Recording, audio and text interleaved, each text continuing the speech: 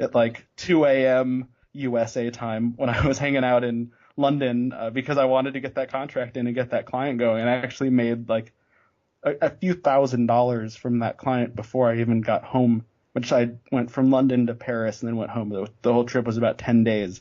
So I made enough to pay for the trip from that client before I left the trip, which was cool because I didn't even know they were going to be a client when I left. Yeah. But after I got home, those projects that I thought I was done with kept coming back up again and again and again and again, and they just wouldn't go away and be complete. So that was why I let that client go, because it just kept taking more and more of my time, and I was dreading getting emails about it. Where I've had other clients where, I get an email from them and I'm just like excited and I'm energized. I actually got, as of the day we're recording this, yesterday, or maybe 2 days ago now, I got the highest paying assignment ever that I've gotten on anything, and it's writing an ebook, so it'll be a lot more work than most things I've ever done. Mm-hmm. But I'm getting paid so much, I'll almost hit my monthly goal from that one project. So I know next month I will be super, on track to beat my goals for revenue. But this client that sent me the book, I've done a few articles and white papers for them before. So when they sent me this project, I was like, oh, this will be a ton of work, but they're easy to work with. They're a great company, and I'd love to do it. So, in a heartbeat, I said yes. That's great. Congratulations. Yeah, thank you. So if I could get one of these every month or two every month, that's all I would have to do. That's true. That's one of the things with freelancing is I will probably get one of these in like a year. So it's not the usual. Well, you could be like the finance ghostwriter. That's I think that could be a thing. Like, it sounds like a good movie. Like, did you see that Ghostwriter movie with Pierce Brosnan? I think was in it. It was a cool one. Yeah, totally. Yeah, it was Ewan McGregor maybe. I think so. Like yeah. Obi-Wan Kenobi and James Bond together. Right together. Yeah. Mm-hmm. Yeah, I've done some ghostwriting, and I won't get a byline on this big project I just mentioned, which for writers, byline essentially means publicly get credit that it was you who did it. Mm-hmm. Most of the time, I avoid ghostwriting unless the rate is incredibly awesome or the project or client is incredibly awesome. I think ghostwriting is general or no byline. Ghostwriting can be a little different, but generally no byline type writing, especially in the article world, I think is not good for the company or the writer. It's better for everybody if the people reading it knows who really wrote it. You're going to in ghostwriting when it's something coming from an executive or something, they might have help writing because they're so busy or they're not the best writer, or someone might take their ideas and flesh them out a little bit nicer on paper. Mm-hmm. But if it's like a big company blog just putting out information on their industry or their product, whether it's a staff person that works for that company or a freelancer, giving that person credit doesn't hurt the company. It just shows the company, look, I have this great expert writing for you on this topic. Yeah. So it really helps everybody. Yeah, exactly. Huh. Have you ever used Upwork to find gigs? And what is your experience with Upwork? So finding gigs on Upwork, I had one that became a multi-month gig through there. I find often they are jobs best suited for very intro level people. So if you have that full-time job and you really just want to find that first side hustle dollar, not like I want to quit my job, but I want to make a little bit more, Upwork is a great place for that. The big challenge with Upwork for someone, let's say at my level of experience, is I'm competing with people from Bangladesh and India and the Philippines who are willing to work at a fraction of what I'm willing to work at. Mm-hmm. And a lot of the companies hiring there know that those people are there. So it's, the supply and demand of economics there, the supply is so big that the price just drops. But you also get what you pay for. So there are some companies there willing to pay a premium for a native English speaker or a US based developer or graphic designer, whatever it is they're hiring for. But again, typically the rates aren't going to be great. But you need a portfolio that shows you're worth something to get those bigger paying clients. So I will say, why work for free when you can work for a little bit? So, don't go out and do a bunch of free stuff, hoping you're going to get a client, just on Prospect or something like that. Go maybe take $5 an hour, because it's going to be $5 an hour to help you learn how to do something to make more later. Mm-hmm. So it's like getting paid to learn rather than just working for free. Oh, sure. Oh, yeah, that's a good philosophy about it. I've personally used Upwork to hire people. That's where I've used. I have a few assistants that I've worked with through Upwork, some very long term, and they've been great. Yeah, that's great. Yeah, I've done kind of the same thing. And recently, I'd say in the last 6 months or so, I have been trying to find some just random side hustle gigs on there, and primarily in public relations, which I have a lot of experience about, and I have had bad luck just because people want. I have a very good track record, and I'm very good at public relations, and so for the companies who are looking for that, they're not really looking to pay a higher premium, for someone who already has done that, especially in the States. So, and if you're willing to pay a premium, you're probably not looking at Upwork in the beginning. Yes. You're going to be looking somewhere more like Media Bistro, or there's a few sites that are kind of the higher end versions of Upwork that get more niche into specific things. Like there's I think Growth Geeks or Growth Hackers. I think it's Growth Geeks. Is a marketplace like that, but for kind of more high end. There's another one called Cloud Peeps. I'm a registered peep. I have peeped for a couple companies before. Essentially, Cloud Peeps is a marketplace for writers, social media. I was a Cloud Peep for social media, which I'm glad I had that experience. I love social media stuff, but I don't want to do social media all day. I realized pretty quickly it was not for me.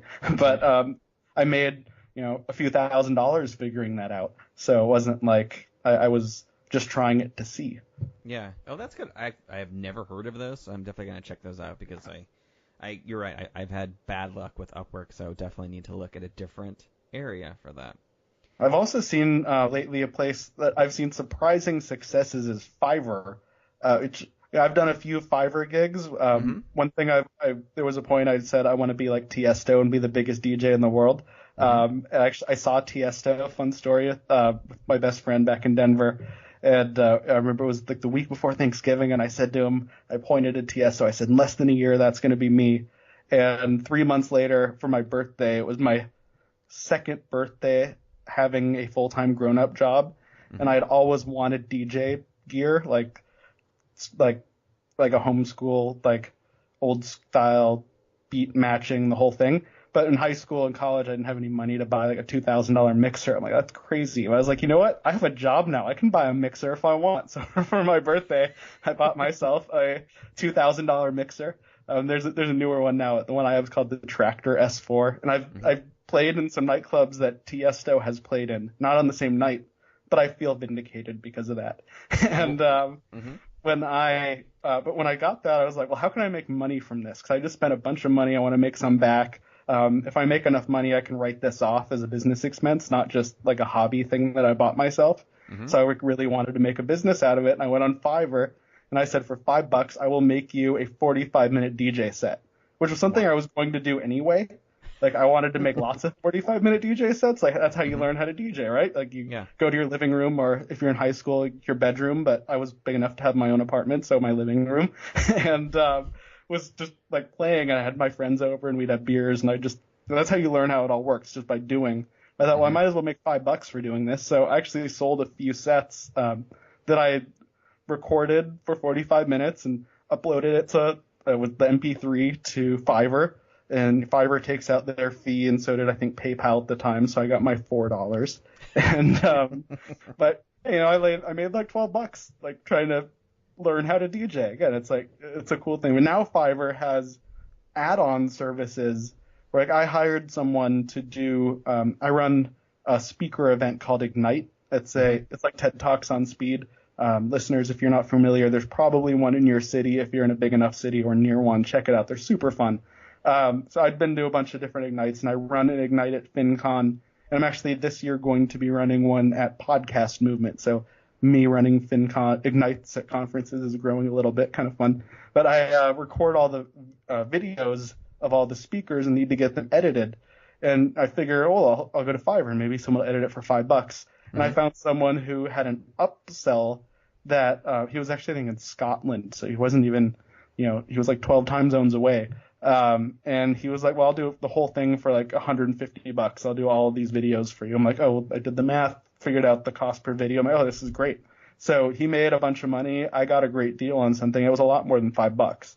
So don't discount Fiverr, even though I only made $4 DJing. Yeah. No, that's a good point, because I actually have used Fiverr for a couple different things, and the results have been varied.